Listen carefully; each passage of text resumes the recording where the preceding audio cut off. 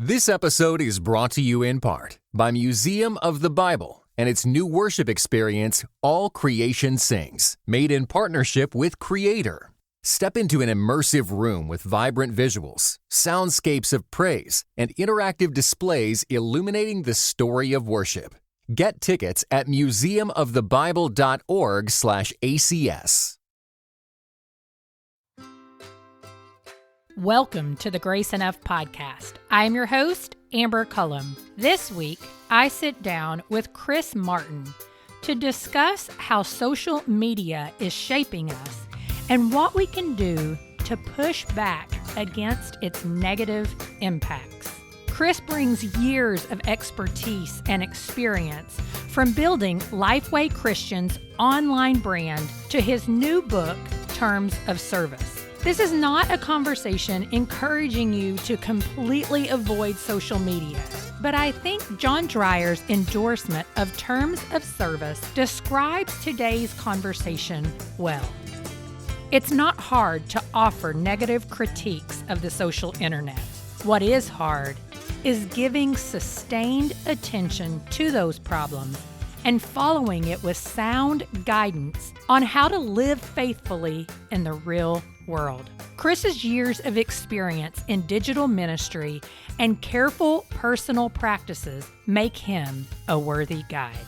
So as we begin, I want to invite you to open your listening app.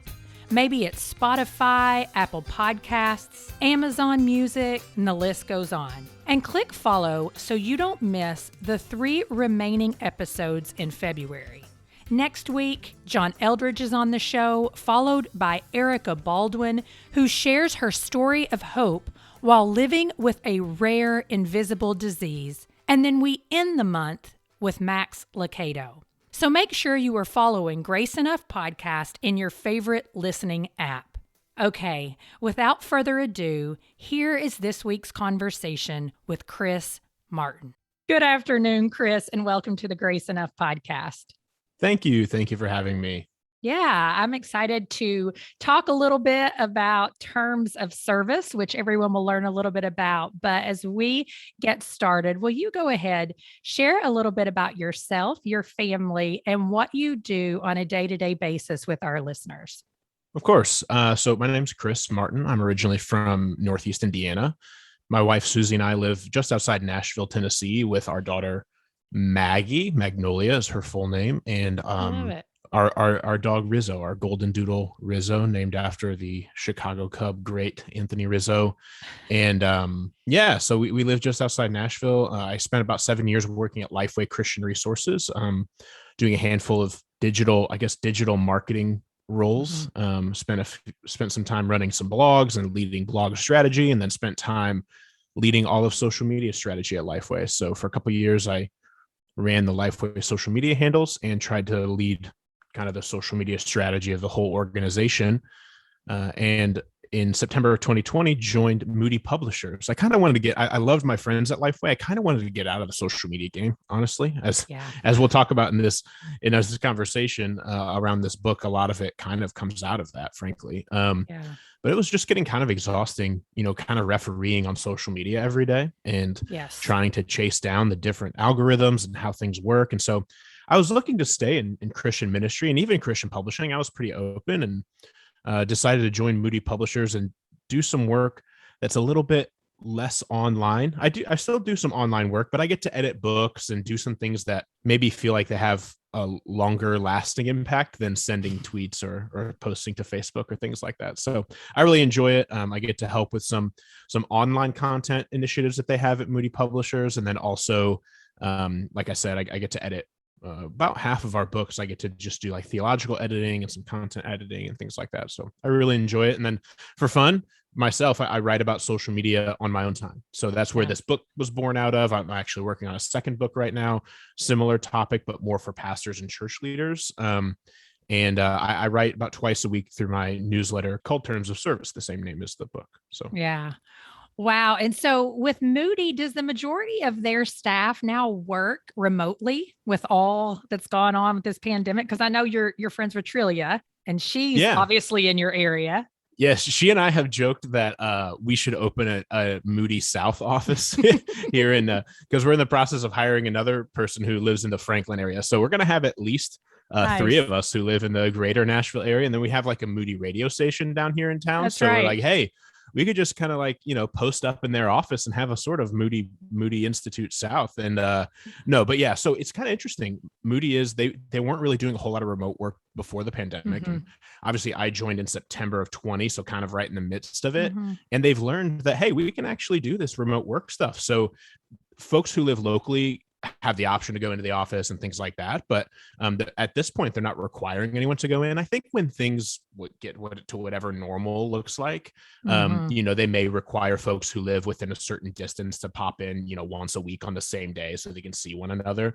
But a lot of it's role dependent. Like Trillia and I don't have to move to Chicago, but we'll probably, be flying there a few times a year and spending a few days with our colleagues and things like that. And that's really valuable. I've only got to do it once or twice in my, just once in my about 1 year of being there, which is a bummer, given just all of the lockdowns and all that. But it's really fun when we get to do it, and it's a good time. So that's awesome.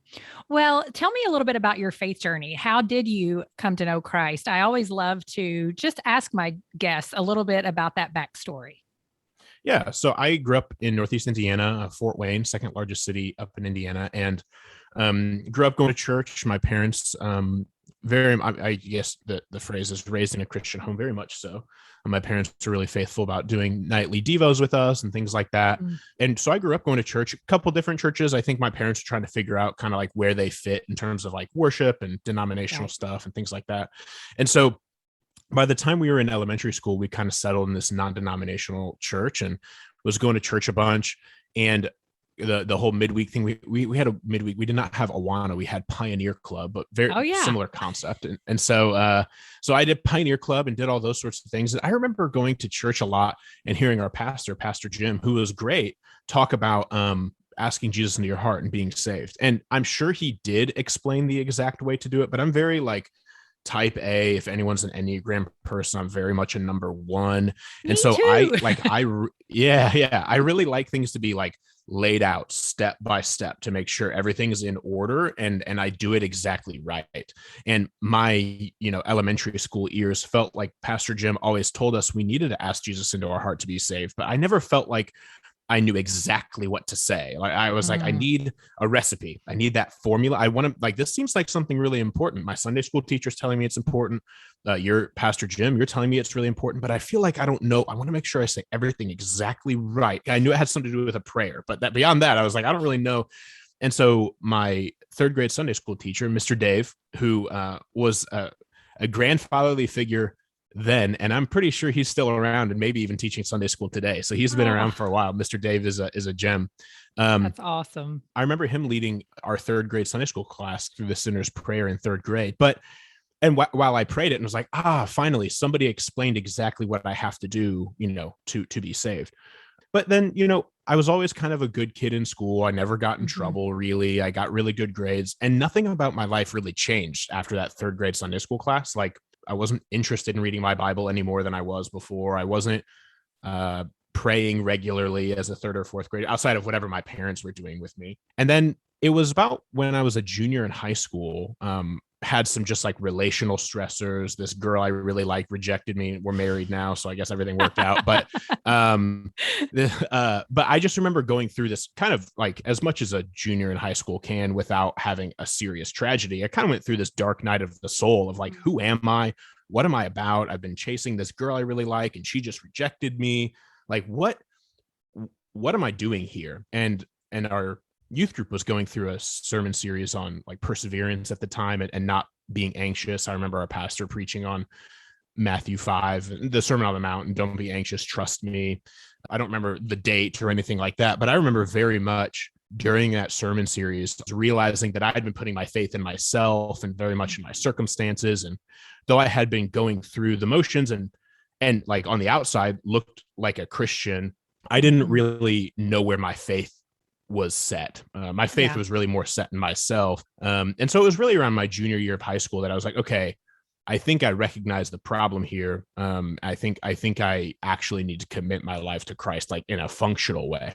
And so it Mm. was around, I think, my junior year of high school that I kind of came to faith, and then my life slowly started to change. My priorities slowly started to change, and I kind of started to get it. It's complicated, It's not like it would be a lot cleaner if I was like, yeah, I prayed the prayer in third grade, and I was just everything was great after that. But I really feel like it didn't click with me until I was about a junior in high school, and that's when the whole Christian faith is not an activity of your life, but something that you do that's at the center of your life really started to become real for me. Well, and I think part of the reason why I asked that question is because of what you just said. How often is it really about the prayer we pray? Right. It's really a lot more about a journey of, yes, accepting what Christ did, but learning to surrender your life to Him on a day to day basis, right? Yeah, Like, I mean, that's He right. forms us. Yeah, that's right. I think it's like, for me, I don't think this is necessarily the case for everyone, but you're right. Like, salvation can be such a hard, like, that moment. A lot of people hang their hat on it, and it's wonderful for people who can do that. But not everyone necessarily has that sort of like light on, like, I was That's at exactly this right. place at this time. And I think for me, it was a sort of like the direction of my affections changed. Like Hmm. it's not like everything became clear, but it's like the coordinates of my heart started to change. Hmm. When people have asked me before, well, do you feel like you were saved when you were in third grade or as a junior? I'm like, well, only the Lord probably really knows that. But the junior year is the one that feels always so much more real to me, because it's like, that's when I feel like I had the right North Star. Hmm. Even though I had gone through the motions, my North Star clearly changed at that point. And though I obviously stumbled and fell and was trying to figure out how to live with my desire to sin, in my flesh, but then my Hmm. freedom to not sin in my new birth in Christ. But I see it as a change in the orientation of your heart Hmm. more than a certain set of actions. Right. Yeah. Not so much an arrival. Well, in your book, Terms of Service, you're writing much about how the social internet, social media, all the things have and continue to shape us. And so, something that you write, I want you to kind of share a little bit more about how we've become servants of the social internet that was originally marketed. I love that you write this as something that really was for us. The first part of Terms of Service was kind of the hardest to write because it required so much research, but it's one of the most interesting to me. Hmm. And I passed the book around to a dozen friends who don't really know anything about social media other than they use it. And a lot of them said, I was afraid of part one being kind of dull and only interesting to social media nerds like me. But a lot of Mm. my friends said they found part one to be interesting because it was like, here's where we've come from. Like, Yep. here's a history of social media, like AOL, mailing CD-ROMs around the world and being the largest producer of CD-ROMs in the world for a long time. And then MySpace wanting to buy Facebook. And, but obviously that didn't happen. What if it would have? Gosh, that would be so different. Be And crazy. so it's fun to look through. Yeah, it's fun to look through those things. But early on, the social internet, and I call it let me talk about that term real quick, if you don't mind. Like, Sure. I think social media, we think of when we hear social media, we think of apps immediately. Like, you think of Mhm. icons on your home screen, you think of Facebook, you think of Instagram, whatever your toy of choice is, whatever your drug of choice is, I suppose. Mhm. And we think about these particular apps. I use the term social internet rather than social media because I think it's really important that we think of the entire internet as a social technology. Like, there's a difference between a Mm. technology and a medium. A technology is like the actual infrastructure of what we're using, and a medium is like how culture is disseminated through that piece of technology. And Mm. I think what we have to realize is that, like, the social internet is architecturally significant, like the actual like code and like architecture of the foundation, the sort of material that creates the stage that we stand and perform on really matters. And like, when you look up Google reviews of a restaurant, you're engaging on the social media or the social internet as much as if you're posting to Instagram. Those are Mm. the same things. When you look at Amazon reviews for a book, that's the social internet as much as posting on Facebook is. So all of these things are social, and I think our understanding of social media should go far beyond those 3 or 4 apps that we think of because they're on our phone's home screen. So that's just a bit on the term. But I think we've become servants of the social internet that was originally marketed as something that would serve us. A lot of people see the social internet, social media as a tool that was given to us to be used. And that's how it was presented. Like, hey, we want this to be a way for you to connect with high school classmates. We want this to be a way for you to raise money for friends who have fallen ill or have had something happen to them. We want you to use this to create funny videos and share with one another as like a service to you. What we don't realize is we have started to serve this technology that was originally supposed to serve us. Here are some ways. Our data is the financial fuel that powers these platforms. These platforms you use are free. Some of them may have like paid versions, like Twitter just added Twitter Blue, which adds a bunch of different features that you can use for $3 a month.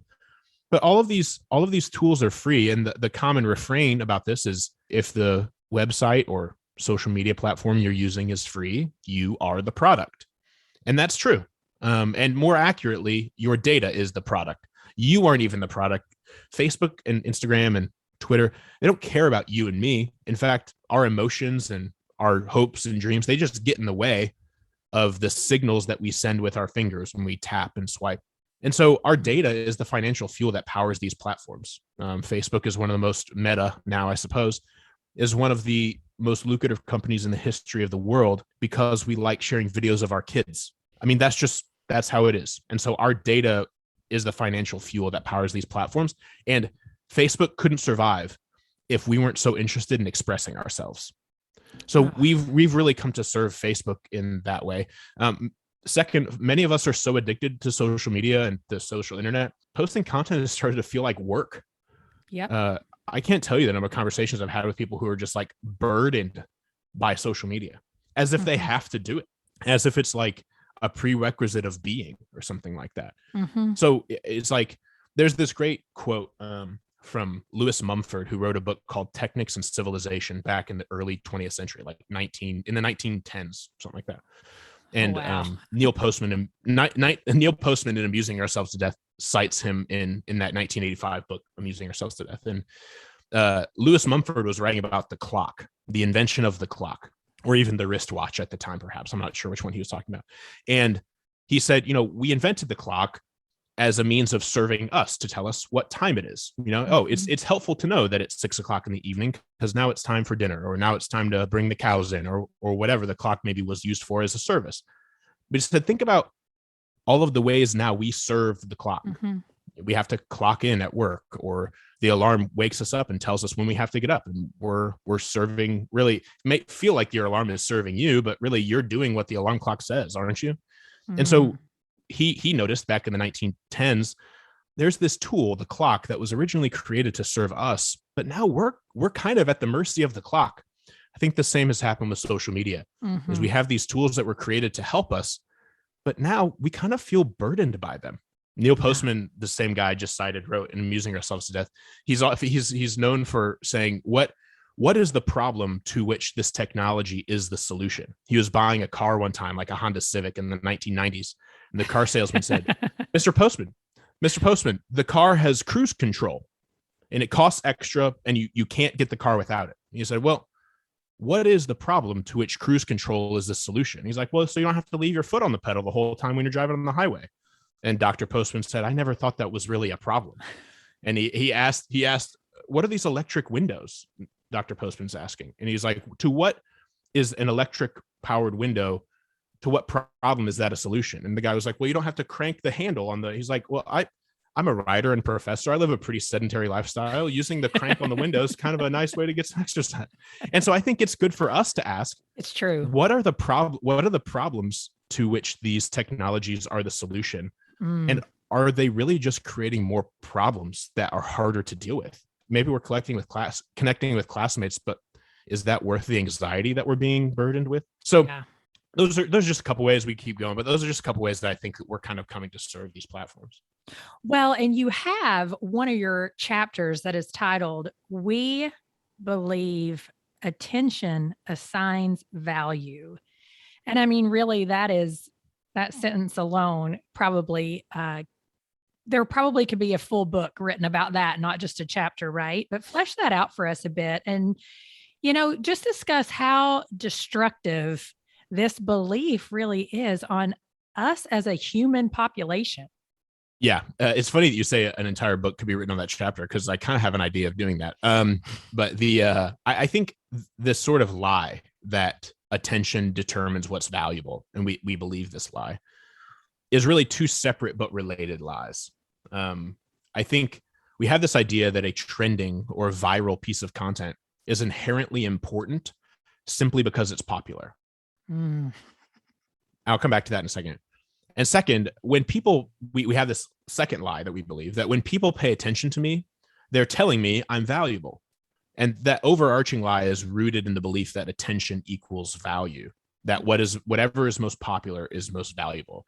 So I think we've come to believe that what's trending is important. And that's just not true. Like we have this idea that, oh, if it's trending on Twitter or something like that, then it must be really important. Back in the day, Facebook had a trending sidebar, which they eventually took away because it was just wreaking all kinds of havoc.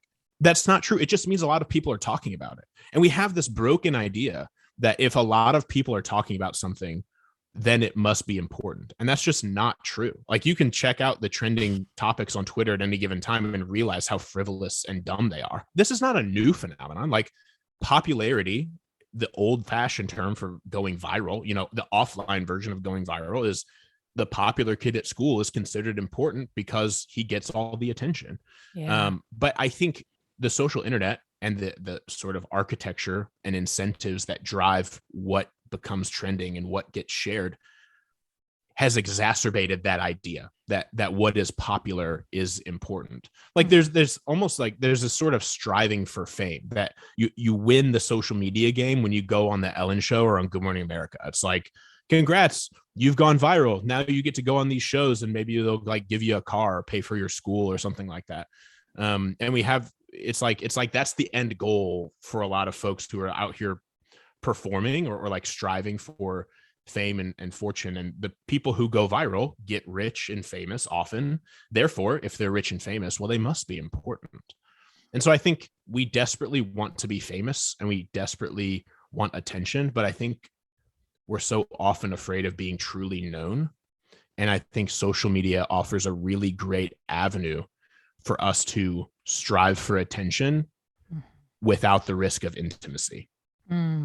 It's interesting to hear you say that because I come back to a conversation that I just had last week with someone that I ran into that I hadn't seen for a long time, but who some of the things that I read on social media are just very, they're fiery, right? And just really excited. But then when I began to talk about some of those things face to face, the fieriness, the passion, the willingness to just say that same thing to my face was not there. There was a lot more compassion, actually, and empathy. And do you agree with that? That overall, yes, that is true. That's because you write a lot about relationships as well. Yeah, definitely. People are a lot more outspoken and bombastic and loud on social media than they are in real life. I've talked to a lot. This next book that I'm writing is for pastors. And I've talked to a handful of pastors who say that some of their church members who are loudest on social media about the controversial issue of the day are often pretty quiet and reserved in church and don't really speak to anyone. Or if they do, they're certainly not how they are online. And I think there's this idea, I can't tell you the number of times, this has probably been said about me and when I was younger and more fiery. I can't tell you the number of times I've heard about, I can't tell you the number of times I've heard someone say, well, yeah, he's kind of a jerk online, but it's not really how he is in real life. No, man, no. How you are online is how you are in real life. I don't buy this idea that, oh, well, they're kind of a jerk online, but they're not really like, no, they're really like that. And I think how they are in real life is maybe just kind of a cover for how they're acting online. And so I think I've been guilty of that. And I think we should all be wary of how we present ourselves online, because a lot of people, from a Christian perspective, a lot of people, that may be the primary way they interact with us, especially friends at a distance, family at a distance. And we're really presenting a sort of gospel presentation in how we engage online. And we should recognize that for a lot of folks, that is reality of us to them. And we should just be cognizant of that. Yeah. Well, why do you think we keep logging on despite all of this emerging research of the social internet's negative impacts on our brains, on our pretty much on everything? I think the primary reason, well, there are two. I think we're afraid of missing out. And that's a very real fear. Like I've helped lead the student ministry at basically every church we've been a part of since college. Currently at the one that we're serving at, I was the on-staff student minister for 3 years, and now I just volunteer. This is a common discussion point among parents that I have with parents, that I have with students who want phones, whose parents won't give them phones, or maybe they have a phone, but they're not allowed to have social media. I have conversations with the parents as well about like, when is it wise to do this kind of thing? I'm glad my daughter's only 18 months old and not 14 or 12, because I haven't had to deal with this personally yet. That's but me. Because there's a very real reality that if your kid isn't on social media, they will be socially pariah. I'm trying to think of the right word, socially malformed, socially kind of extricated from the social space. That's just unfortunately the case. I can't tell you the number of, a handful of students over just the past 4 or 5 years who I think, like, I agree with their parents' decision to not let them on Snapchat yet. At the same time, I feel for the students who aren't getting invited to get-togethers with friends, or feel like they're missing out on the inside jokes at the lunch table because they're not on the Snapchat group chat. Yeah. I see both sides of it. Like, I want to advocate for the student and be like, I think you should have social media, but at the same time, I know what it can do. And I don't just mean like the obvious things, like sending pictures to each other they shouldn't be sending, or things like that. Like, that's pretty obvious. But like, I'm pretty aware of the way that it can like just rewire your brain and make you interested in things, in getting attention, like all the things we've kind of already talked about. And so everything we just talked about for kids and for students, adults deal with it in the same way. 100%. They just don't have anybody who can tell them you're not allowed to have it. So they have that same fear of missing out. They're addicted. Some of the earliest pioneers of social media, like Sean Parker, first the founding president of Facebook, who, if you've seen The Social Network, it's Justin Timberlake's character, to make the connection. He has spoken recently with Axios just in the last couple of years. Axios is a news organization, about how like so many of those guys who have been there since the beginning have literally talked about how they're hacking people's brains, because they're computer programmers. And so they're just like, how can we hack people's brains to want to use these devices as much as possible? And so like, those are the open conversation, well, maybe not so open, in the closed door conversations that a lot of the leaders of these earliest social media organizations are having and have had in the last decade or so. And so I think the reason we keep coming back, despite seeing all the research, is the same reason it's hard for people to quit smoking who can see the research. It's hard to replace that feeling, that little red bubble hovering over your Instagram icon. It's hard to replace that with anything else. Well, and even just recently, as I've started to, and I've been doing this for a while, and then I'll, like you said, it's an addiction, so it's crept right back in. But recently, as I've sat my phone down and walked away, deleted a couple of the apps on my phone, I began to ask myself, like, what did you do with your time before you would just pick up your phone and scroll? And it's almost like my brain was just blank. I could not somehow come up with what I did before. And I thought, wow, this is happening to me, who most people would probably say you're a pretty self-controlled individual. But the reality is, I am addicted to social media. And so I love something that you wrote. Yeah. It's so sad. And so something that you did right, we hear the analogy, social media is like a drug, but you go further in saying that analogy is not as true as it could be. Will you share your analogy, really what you mean by it? So I write in one of the chapters that I've heard social media is like a drug. It like gets you addicted. And we just talked about how a lot of the earliest founders of these platforms, are trying to rewire your brain. And there's all this talk about like dopamine, which there's there's differing like actual research by psychologists about how much of a factor dopamine plays. I don't think it really matters what the actual chemical is that's being engaged. We all know that something is being engaged. And so whether it's dopamine or some other sort of chemical that's being engaged by our constant engage in like those red bubbles and those notifications and things like that, something is making us hooked, and it's psychological in nature, engaging with these platforms. Social media as a drug is almost too simple.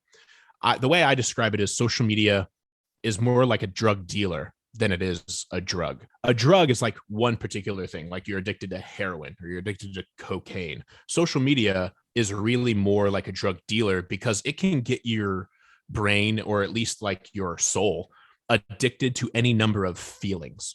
Social media can dispense any number of pseudo narcotics, I guess you could say. It can make us happy. It can make us sad. It can make us wind down, like chill out. It can make us amped up. It can get us excited or angry. And so I think, there are uppers and downers in the drug world. Not that I'm very familiar, but I know there are like drugs that get you amped up and going. That's and right. There are drugs that kind of chill you out and make you more laid back. And social media, depending on how you're feeling, the algorithms, which is that's a term people throw around. It's like this shady word, the algorithms. It's really just all the mathematical equations that decide what you see in your feeds, right? Because virtually every feed on social media is not just chronological like they were in the older days. That's right. All of them are curated by mathematical equations that deliver you the content that they think you would find most interesting based on what you've clicked on or watched in the past. Okay. So like, that's what we talk about when we're talking about algorithms. So the algorithms are saying, all right, what's Amber feeling right now? Like, what's Chris feeling? They end of the day, they're looking to watch something funny. Well, yeah, in the past 3 days, we've seen that they've really watched more funny content for the first 30 minutes after they've gotten done working. So let's deliver them funny content. Or, oh man, in the evenings when they're lying awake at night at 11 o'clock, and sometimes that's kind of when they're down. So let's deliver them some more sad content around that time.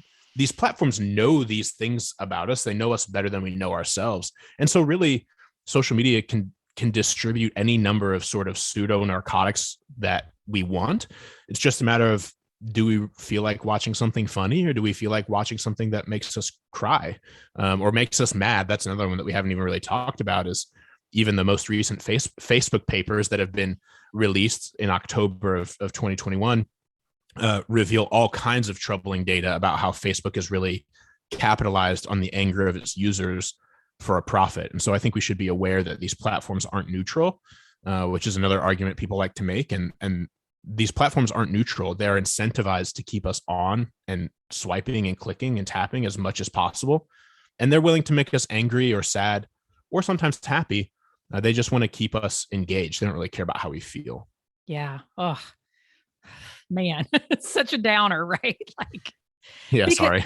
No. Well, I mean, I know a lot of this stuff, right? But it's good. You're right. We need to know it, and we need to come face to face with it and make a decision. And I think like my biggest thing, to kind of summarize, I don't know if we would say this at the end or not, but like, since we're kind of here, let me say this. Some folks have asked me, well, why do you, if you think social media is all bad, like, why do you use social media? Or why don't you tell people to just delete their accounts? And I don't think deleting your account solves the problem. Like, I talk with my 85-year-old grandmother every Sunday, and she's never used the internet in her life. And she sometimes tells, like, with some frequency, tells me what her friends told her they saw on Facebook.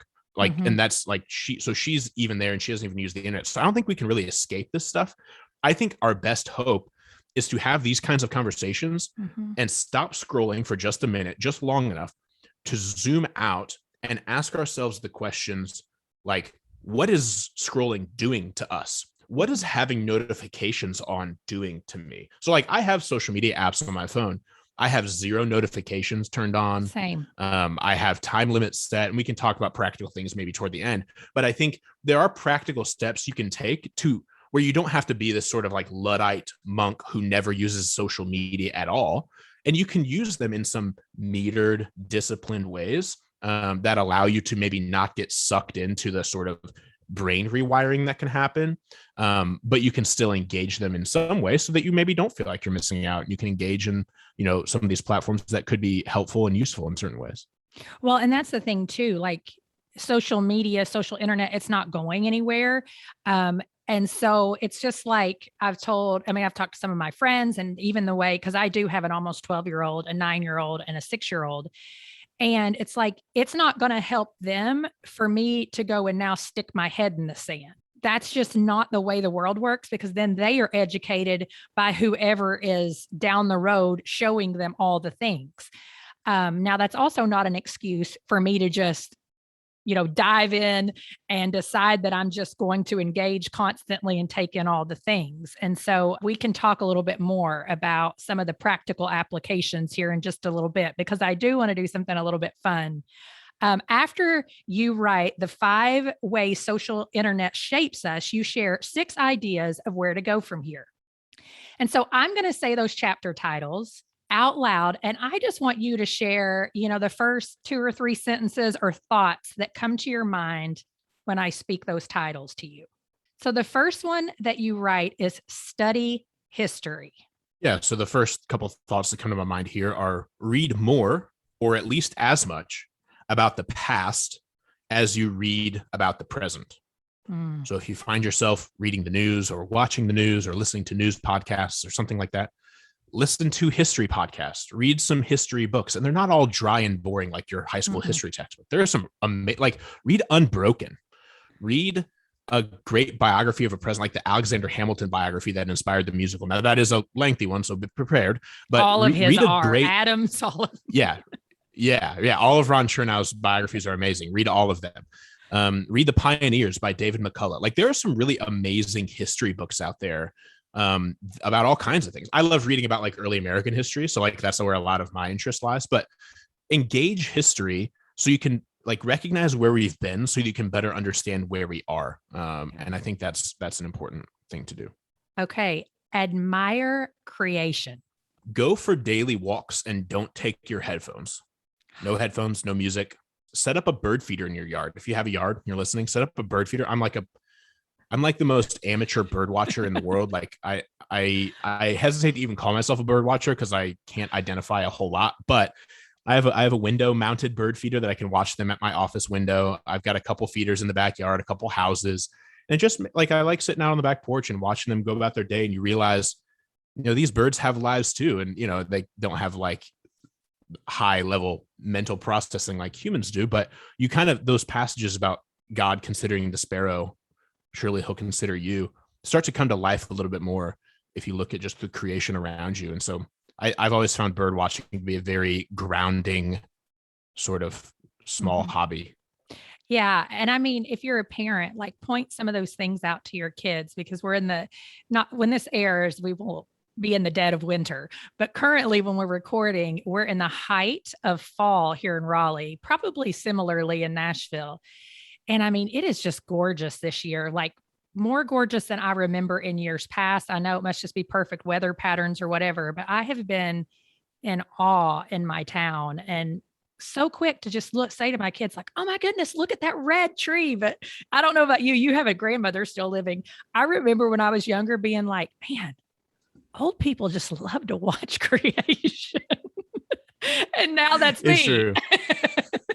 Right. Well, and I think I just think that you have to, in terms of like the context of our conversation, when you ground yourself in things that are earthy and real and like physical, you start to realize that our mediated, pixelated life is not our primary experience. And it helps us realize that like, okay, that screen life is like secondary to what's going on in the physical. And I think it's important and admiring creation and some little habits in that regard can really help us kind of keep those things in the right order. That's right. So true. Okay. Value silence.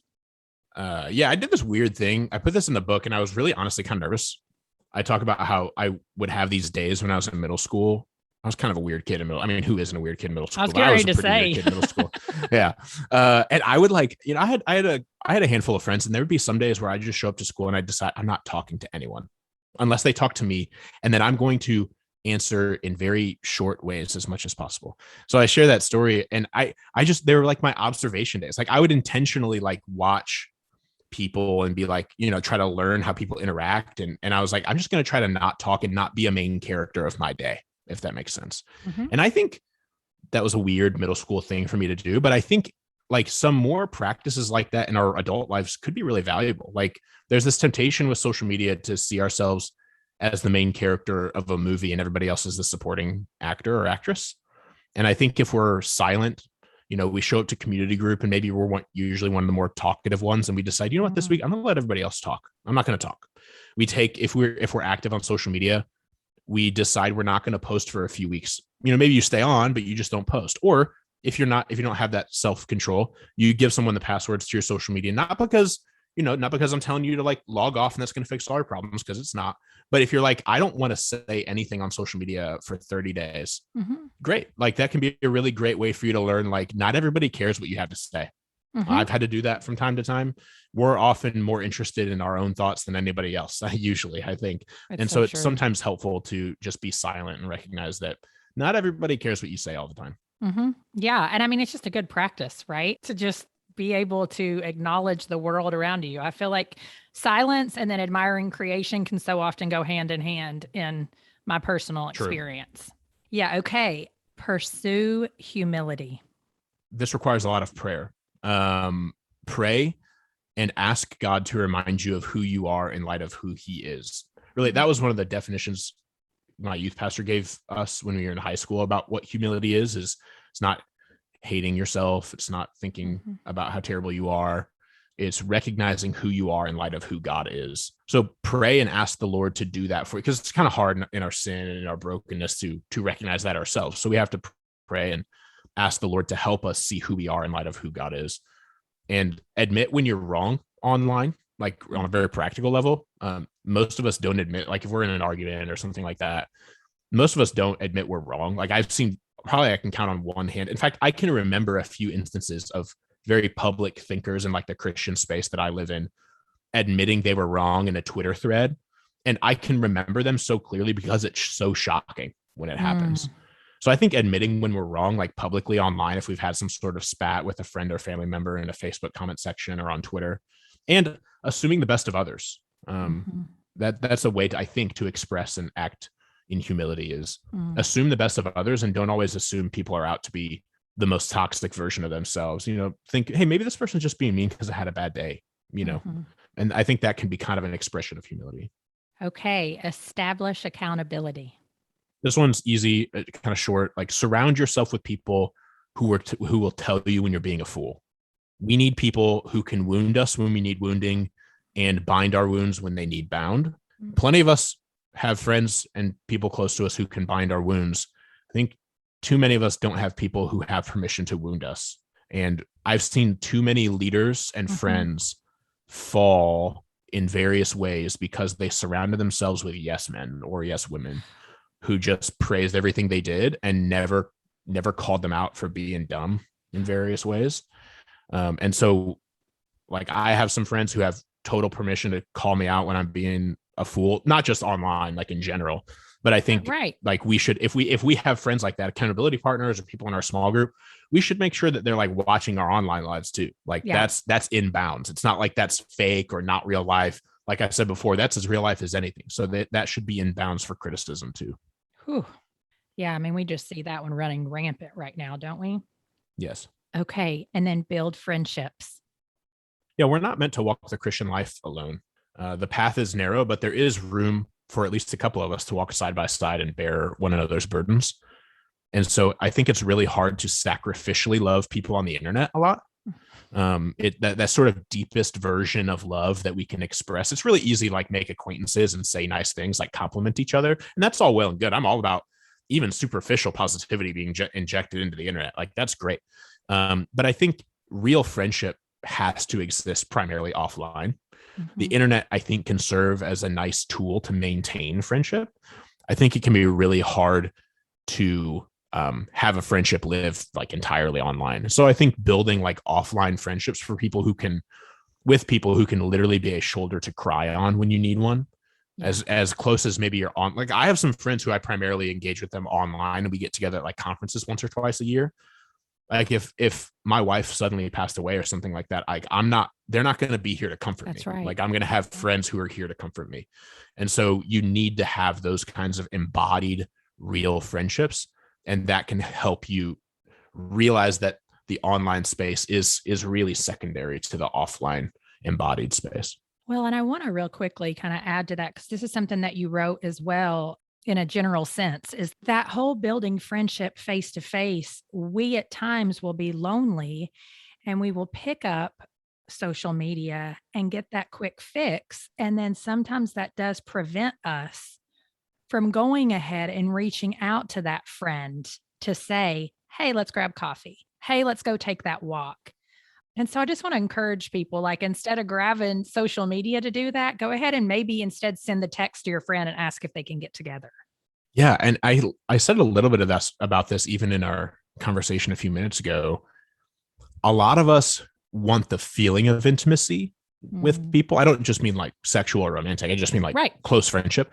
A lot of us want the feeling of intimacy without the reality of intimacy. Like we want to feel like we have friends. Right. We want to feel like we have friends and people who like us without letting them in close enough to see our cracks, and without having to show up when they're going through a tragedy, and without giving them permission to wound us when we need wounding. And so I think a lot of us in our pursuit of real intimacy settle for pseudo feelings of intimacy. And like you said, you only have so much time in the day. So if you're chatting with people on Instagram DMs or on Facebook, and that hour you spent doing that after dinner could have been spent having coffee with a friend from church or in your neighborhood, that's time that's gone. You're not going to hear me say Facebook friends are bad or you shouldn't talk. Like, that's not what I'm saying. But you only have so many hours in the day. And if you spend 2 hours a day connecting with people on Facebook, that's 2 fewer hours you could have connecting with people in real life, which I would argue is more valuable and absolutely can really prove to be so in the long term. Well, as we close out here, speak directly to the Christian who senses this impact the social media may be having, on their life, but they're still really struggling to set limits. How would you encourage them to take the next step? First thing, very practically, set screen time limits on your phone and give someone else the password. So I have done this, but I have usually given myself the password. And it's like, I find myself at 8:00 at night, like typing in my screen time password to be able to scroll Instagram for 30 more minutes. And it's like, I know I've already spent my hour today, but let me scroll for 30 more minutes. And so I think most effectively a screen time password and a screen time limit is best used when you give your password to your spouse, or to, like, if you have a friend or accountability partner that you would normally meet with weekly or biweekly or something like that. And that way you have to ask permission to use those things for whatever reason. You might have a legitimate reason. Like, I'm trying to coordinate coffee with my friend over Instagram DMs, but I need to be able to get back in. So have someone who you can give the password to kind of block yourself from spending too much time there. Very practical. Like, I'm so grateful. I'm assuming Android phones and stuff have these features, but like Apple phones, I'm so glad they added this feature. Yeah. Also talk about your relationship with social media in your small group or with your accountability partner. If you have someone you meet with regularly, or if you're in a small group, if you're not, you should get in one. That's a whole other conversation. But I think there's still, even among people my age, like I'm only 30 and I grew up, like I was in middle school with MySpace, high school with Facebook. I think we still often treat social media like it's a different world. Like it's not a part of who we actually are. You talk about like, well, yeah, that was on social media, but in the real world, no, social media is the real world. We have to understand. It isn't the best world, but it is as much real as physical life is. And so I think we have to understand that conversations around the internet and our use of it are in bounds in communities that we have permission to be calling each other out or holding each other accountable, those sorts of things. And third and finally, it is likely that you have started to see the online world as primary and the offline world as secondary if you're asking these questions. There's a really great quote, if I can share it.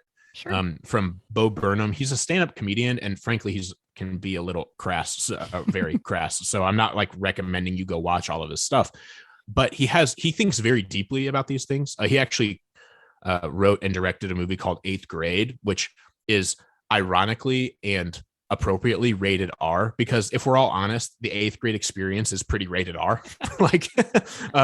So isn't that kind of funny how that works? But in that movie, he does, like, the main character, an 8th grader, is trying to like become a YouTube star. And it's a great sort of like analysis of social media, especially its effects on young people. He writes this. He said, "What is the feeling of walking through your life and not just living your life, which is already hard and impossible, but also taking inventory of life? Like we're being viewers of our own life. We're living an experience and at the same time hovering behind ourselves, watching ourselves live that experience. We're being nostalgic for moments that haven't even happened yet. We're planning our futures to look back on them." Those are really weird dissociative things that I think are new because of the specific structure of social media and how it dissociate ourselves from ourselves. I mean, if you just see like folks are going on vacations for Instagram content, like people are really doing these things. And I think what we should do in community with others, because like any fault or any weakness, any sin, it's really hard to see these things in ourselves. We should be kind of taking inventory and zooming out and asking some of the questions like Bo Burnham asks, asking questions like, am I living as though my online life is my primary experience and my offline life is just content generation for the internet? Like there are folks who really think that way. And, oh man, I want to go on vacation here because the pictures would be amazing. And like, you don't say for Instagram, but you're like thinking it. And so I think we should really take inventory on, are we living our offline lives in service of our online lives?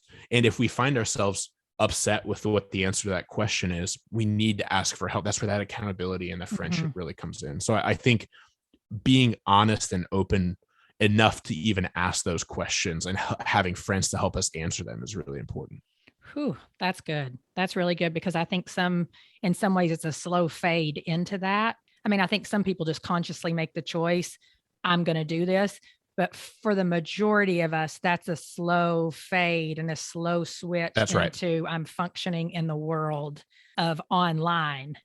And then my real world is happening as a content generator. So Chris, thank you so much. Your book, Terms of Service, comes out February 1st. Is that correct? That's right. You said that you have a newsletter. Go ahead and tell everybody where they can best connect with you. I know the newsletter is it termsofservice.com? termsofservice.social. It's a Substack newsletter, so you can find it at termsofservice.substack.com as well. But I'm on Twitter. That's my primary social media platform. Chris Martin 17 is where you can find me on Twitter. The link to the newsletter is actually there. So Chris Martin 17. And I'm one of my things, let me say this. I don't like promoting myself. Like even I like having conversations like this, but it's like awkward for me to like promote my book. So I love if you're listening to this and this is helpful for you, or you want to talk more practically, I want to take as much time as possible to DM with people, email with people. I'm not famous. So I'm not like dealing with 1,000 people trying to get my attention. I want to personally engage with anyone who wants to talk about this stuff or needs help. So do not hesitate to reach out. Well, I hope you finish this episode with some simple practices you can implement that will help you live abundantly in this physical world versus the digital world.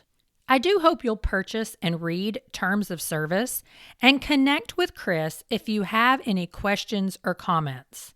Also, don't forget to make sure you're following Grace Enough Podcast on your favorite listening app so you don't miss next Tuesday's conversation with John Eldridge.